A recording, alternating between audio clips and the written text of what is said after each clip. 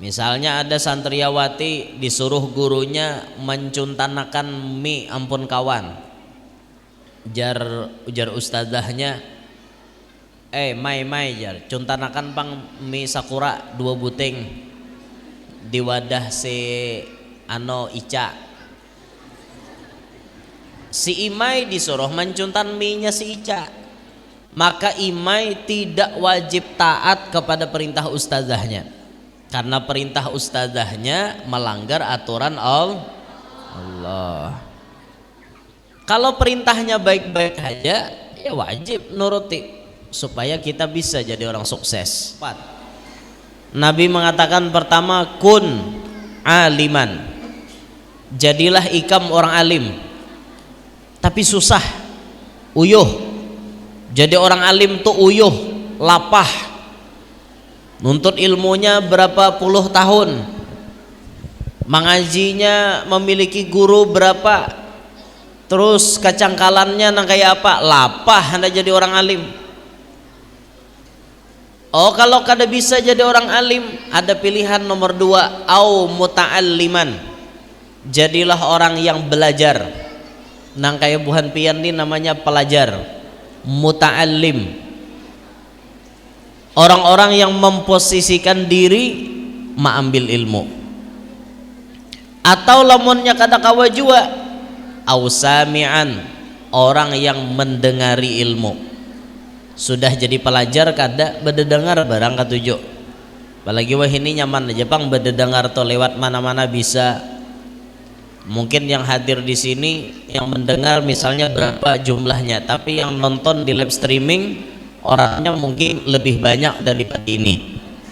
Artinya mereka bisa mendengar ilmu dari kejauhan. Atau lamun kada kawa jua jadi orang yang mendengar, au muhibban, jadi pecinta. Kalau jadi pecinta jua kada bisa, wala akun khafi, jadi orang nang kalima, sudah alim kada, belajar kada, jadi pendengar kada, jadi pecinta kada, fatahlik, ini orang celaka. Alim kada, belajar mendengari kada mau, habis itu mencintai kada juga, benci malahan, ini orang yang celaka.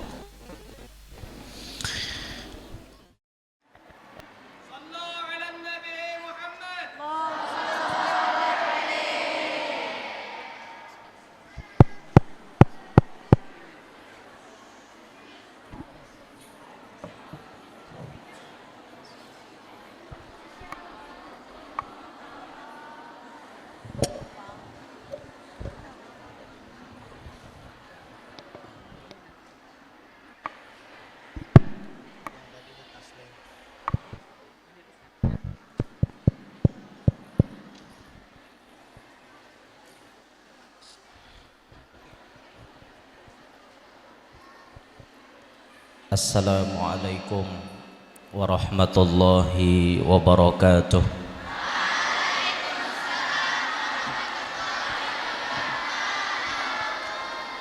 Alhamdulillahil qail, subhanalladzi asra bi'abdihi laylan minal masjidil harami ilal masjidil aqsa alladzi barakna hawlahu linuriyahu min ayatina innahu huwas sami'ul basir.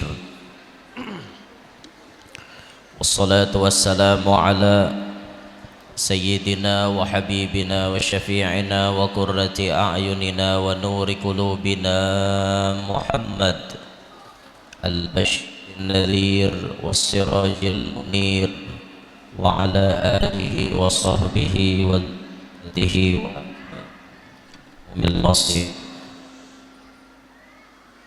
sirri amri wahlul 'uqdatam min lisani yafqahu qawli wasaddid lisani wahdi qalbi bijahin nabiyyi wasli dusturakum ya ahlal darab wa ya ahlal batin wa ya ahlal nawm wa ya ahlal nur, amma ba'd. Pimpinan Pondok Pesantren Darul Hijrah Putri, Kiai Haji Syahrudi Romli,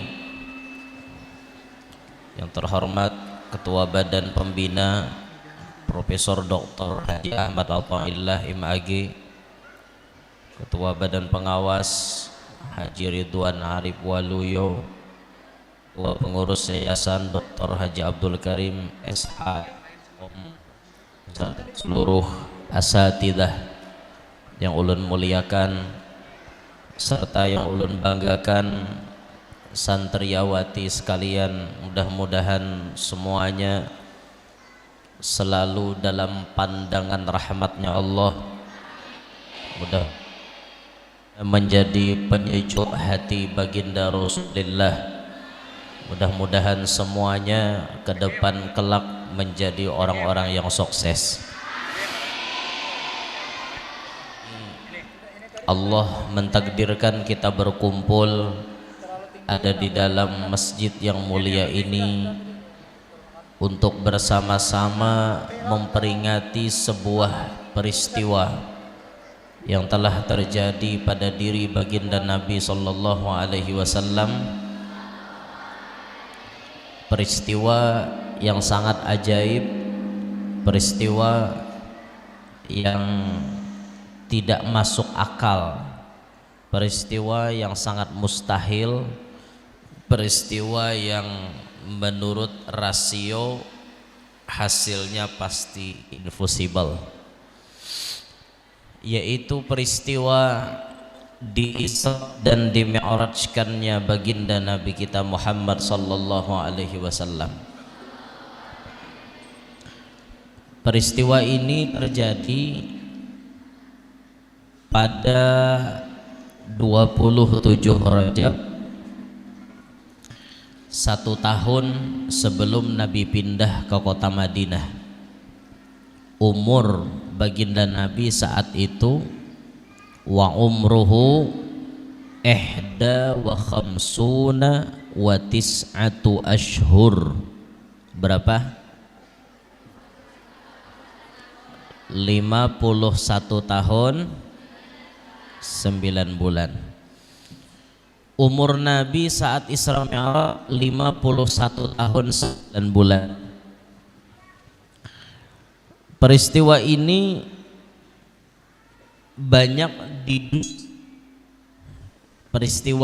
banyak tidak dipercayai oleh orang-orang pada zamannya. Terus sampai kepada generasi-generasi berikutnya pun ada yang tidak mempercayai kejadian ini. Akan tetapi baginda Nabi tetap menyampaikan walaupun orang lain kada percaya. Wa ballaghal ummata bil isra'i wa fardi khamsatin bilam tirai. Nabi menyampaikan kejadian ini, cerita kejadian ini kepada umat pada saat itu. Itu disampaikan, semuanya disampaikan oleh Nabi. Nabi itu kada peduli mau orang percaya mau orang kada, tugas Nabi menyampaikan. Mau orang menerima mau kada diterima, tugas Nabi menyampaikan. Dan itu pelajaran gasan kita sabarataan. Pian-pian hari ini jadi santriawati di sini.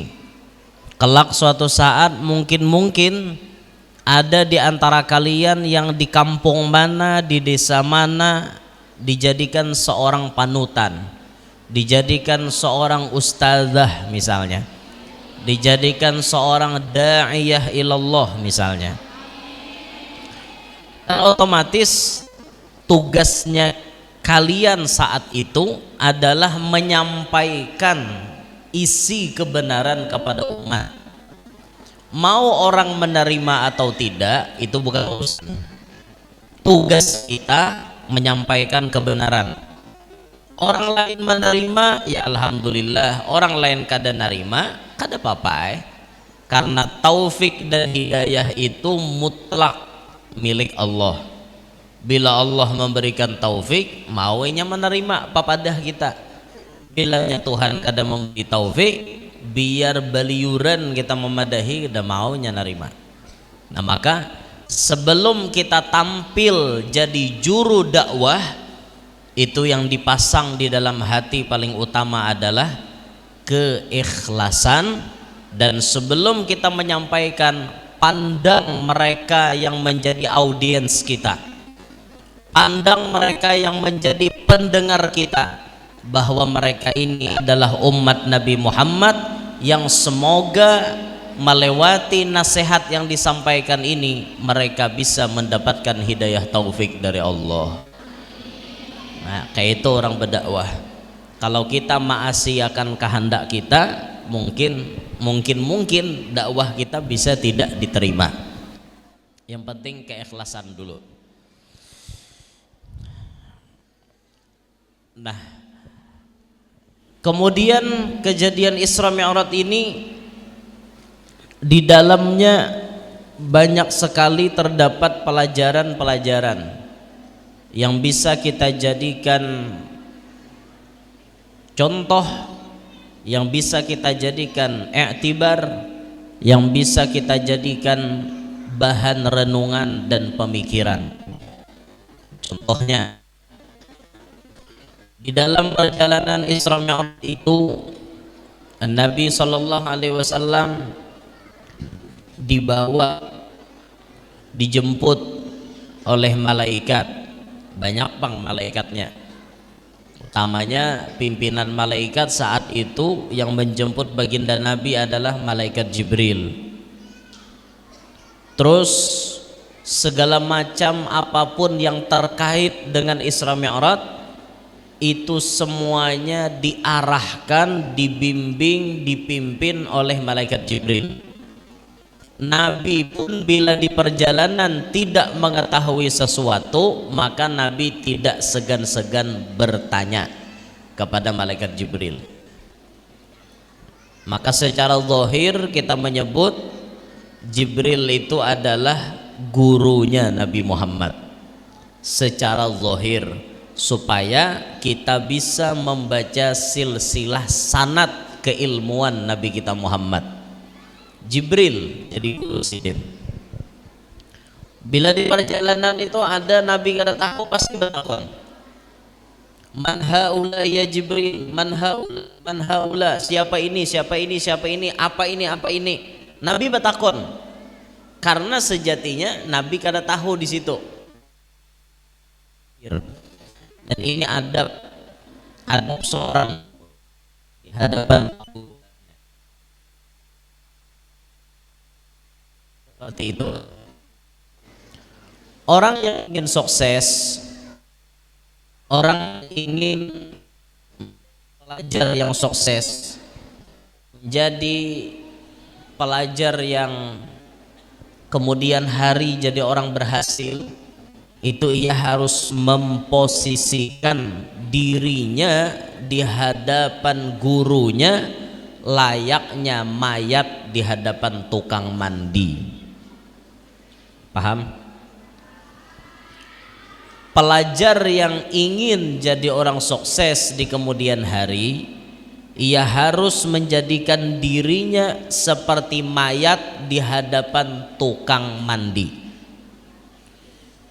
Kayak apa ya mayat di hadapan tukang mandi? Berenainya di balik-balik orang kada memprotes. Adalah mayat memprotes karena balik. Ngini aja apa balik-balik awak kok. Kada ada mayat kayak itu. Mau ada mayat kayak itu bukan orang. Bila anak murid itu bisa pasrah di hadapan gurunya, maka ini menjadi salah satu kunci kesuksesan insyaallah di kemudian hari.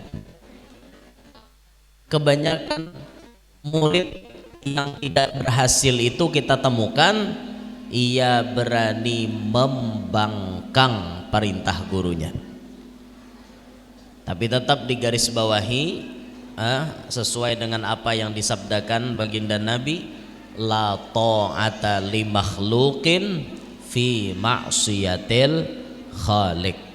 Tidak boleh taat kepada siapapun dari makhluk Allah kalau isinya menyuruh menentang Tuhan. Kita boleh tidak taat dengan guru kalau guru kita menyuruh maksiat. Misalnya ada santriawati disuruh gurunya mencuntanakan mie ampun kawan. Ujar ustazahnya, mai jar, cuntanakan pang mie sakura 2 buting di wadah si Ica. Si Imai disuruh mencuntan mie-nya si Ica. Maka Imai tidak wajib taat kepada perintah ustazahnya. Karena perintah ustazahnya melanggar aturan Allah. Kalau perintahnya baik-baik aja, ya wajib nuruti supaya kita bisa jadi orang sukses. Sebagaimana baginda Nabi, kemanapun malaikat Jibril mengarahkan perjalanan Isra Mi'raj, disuruh Nabi singgah, disuruh Nabi turun, disuruh Nabi sholat, disuruh Nabi berdoa, disuruh Nabi naik, disuruh Nabi itu ini, Nabi SAW tidak pernah menawar-nawar. Nabi SAW tidak pernah membangkang dengan perintah Jibril. Semuanya dituruti oleh baginda SAW. Maka ketika Nabi sudah mau menuruti arahan malaikat Jibril, Nabi pun akhirnya sampai pada tujuan.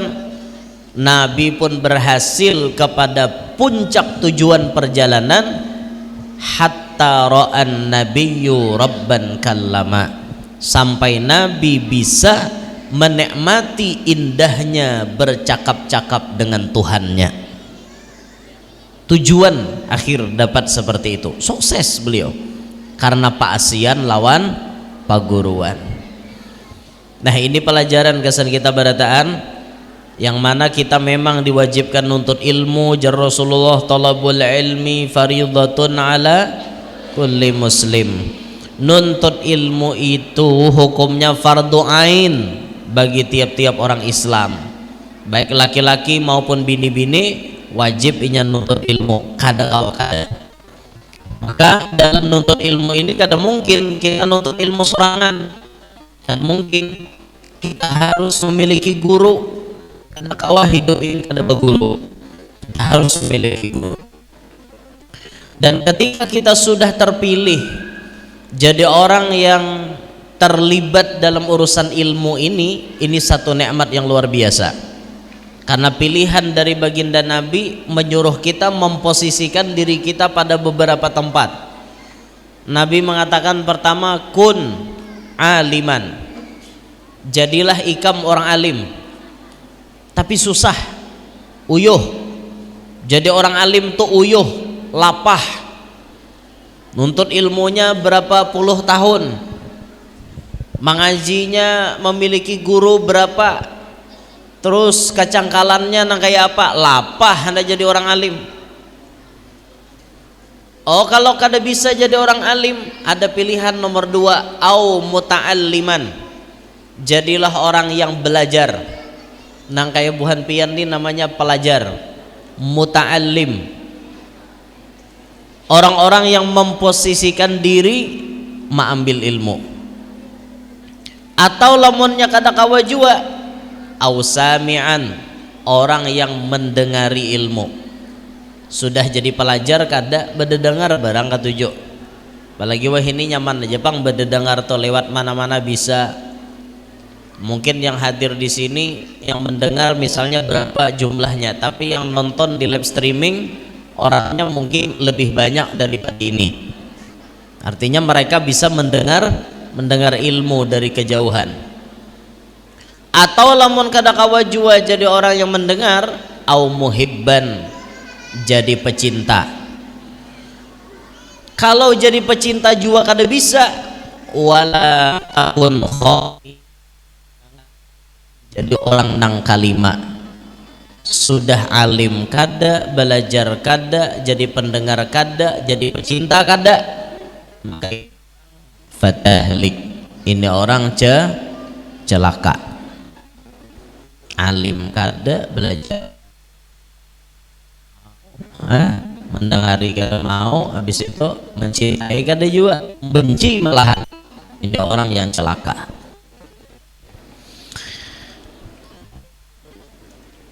Maka kita termasuk terlibat di dalam posisi kita dalam menuntut ini salah satu nikmat yang sangat-sangat luar biasa yang patut, yang wajib kita syukuri. Adik-adik sekalian, orang yang berilmu itu jelas jauh berbeda ketimbang orang ilmu. Allah menyebut di dalam Al-Quran, qul hal yastawil ladzina ya'lamun wal ladzina la ya'lamun. Jelas tidak sama antara orang alim lawan kada alim, jelas kada sama. Kita ilustrasikan rancak berulang-ulang. Contoh, kami di Kawa itu orang berjual banyu liding. Tahulah banyu liding. Banyu liding itu di Kalua dijual satu tank isi 20 liter, harganya cuma 5.000 harganya. Isi 20 liter harganya 5.000. Itu banyu sebanyak itu harganya cuma 5.000, karena banyu itu hanya sampai di tangan orang biasa. Coba kalau banyu itu sampai ke tangan orang pintar, banyu itu sampai ke tangan orang pintar, pasti lain, berbeda, pasti lain harganya. Misal banyu itu sampai ke tangan orang yang bisa mengolah banyu itu jadi berkemasan, dikemasnya lah banyu itu dalam botol ukuran 200 ml misal. Coba kita hitung kalau 20 liter diolah pakai botol 200 ml, berapa dapat botolnya? Berapa botol? 100 botol. Bayangkan kalau satu botol 200 ml itu dijual dengan harga 2.000 rupiah. Berapa? Bila habis 100 berapa duitnya? 200.000. Modal 5.000. Dibuatnya dalam mesin pensterilisasi air, berarti nya berujung berapa? 195.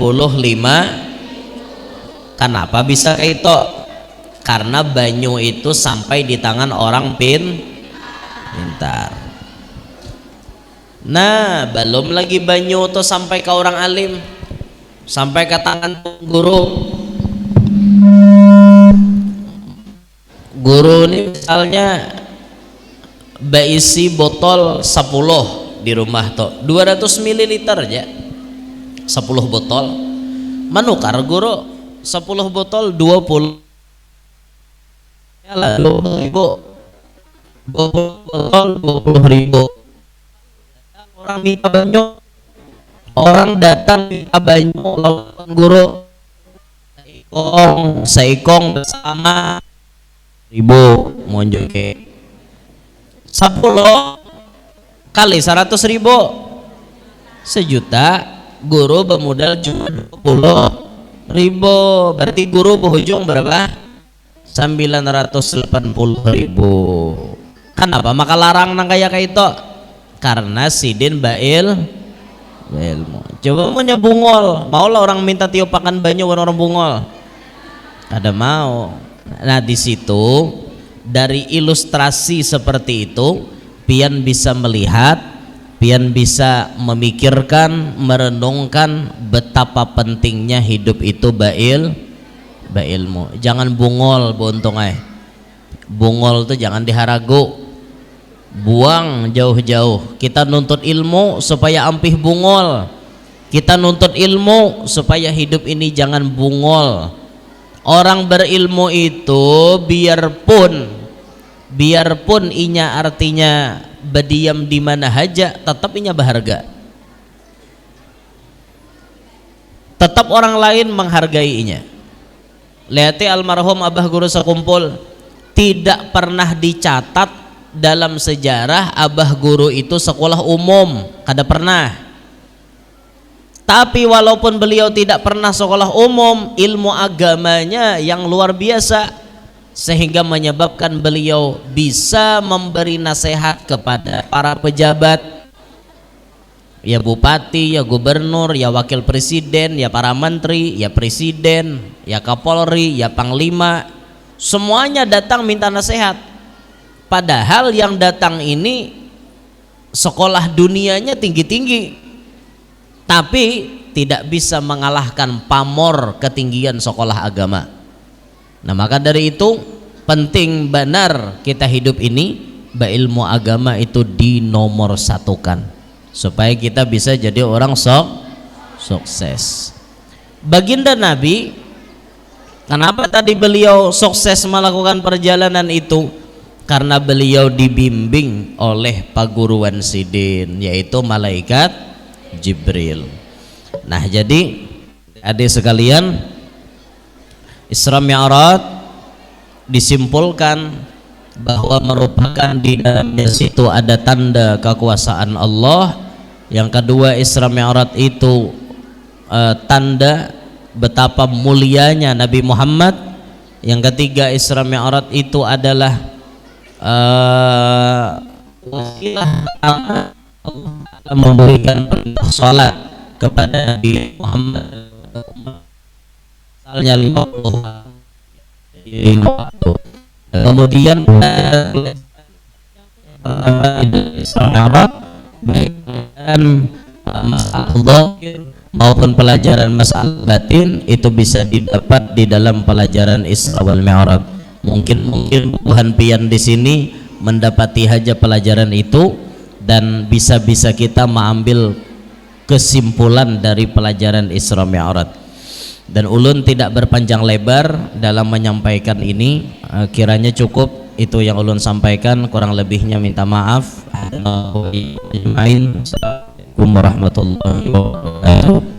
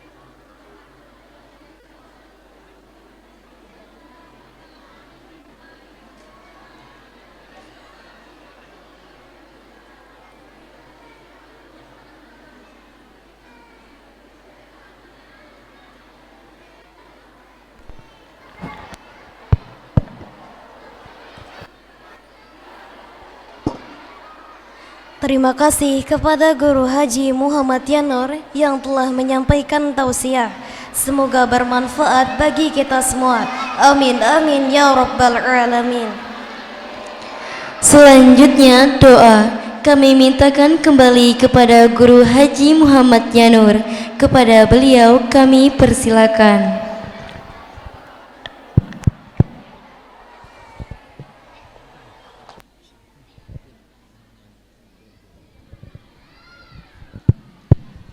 Tawassulan wa taqarruban lima nad'u naqra surah Al-Fatihah. A'udzu billahi minasyaitonir rajim. Bismillahirrahmanirrahim. Alhamdulillahirabbil alamin arrahmanir rahim maliki yaumiddin. Iyyaka na'budu wa iyyaka nasta'in ihdinas siratal mustaqim. صراط الذين أنعمت عليهم غير المغضوب عليهم ولا الضالين آمين آمين آمين الحمد ربي آمين والصلاة والسلام على أشرف الأنبياء والمرسلين وعلى آله وصحبه أجمعين اللهم نستحمدك ونستعظمك ديننا وأنفسنا وأهلنا وأولادنا وبناتنا وطالباتنا وكل شيء أعطيتنا اللهم اجعلنا ومعادنا وإياهم في كنفك وأمانك وعياذك من شيطان مريد وجبار عنيد وذي عين وذي بغي وشر كل ذي شر إنك على كل شيء قدير اللهم جملنا بالعافية والسلامة وحققنا بالتقوى والاستقامة وعزنا من موجبة الندامة إنك سميع الدعاء اللهم لك الحمد شكرا والمن والفضل وأنت ربنا حق عبادك خالق وأنت لم ذلك أهلا يا ميسر كل عسير يا جابر كل كثير يا مغني كل فقير يسر علينا كل عسير فتيسر عسير عليك يسير اللهم يسر أمور معهد رجال البنات اللهم يسر أمور بناتنا وأولادنا ويسر أمور أمهاتنا وآبائنا ويسر أمور أستاذاتنا وأساتذتنا فتيسر عسير عليك يسير يا من لا يحتاج إلى البيان والتفسير حاجاتنا إليك كثير وأنت عليم وبصير اللهم احرسنا بعينك الذي لا تنام واقرب بكنفك الذي لا يرام برحمتك يا ذا الجلال والإكرام سبحان ربك رب العزة عما يصفون وسلام على المرسلين والحمد لله رب العالمين تقبل الله منكم منا ومنكم وتقبل يا كريم الحمد لله رب العالمين. Dan sampailah pada penghujung acara kita, yakni penutup. Marilah dengan bersama mengucapkan hamdalah. Alhamdulillahi Rabbil Alamin.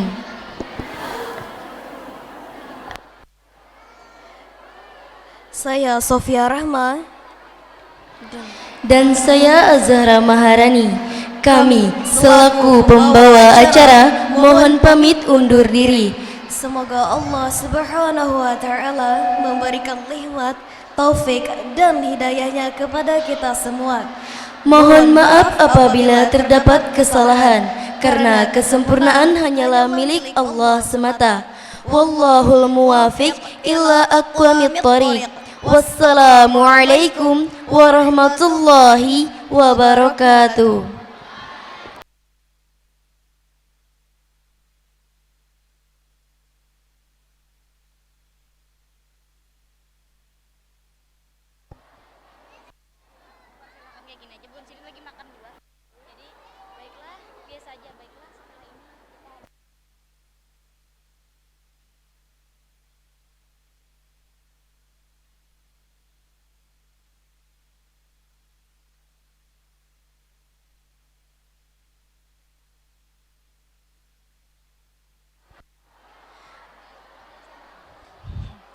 Baiklah, setelah ini ada sesi perfotoan asatid bersama Guru Muhammad Yanur.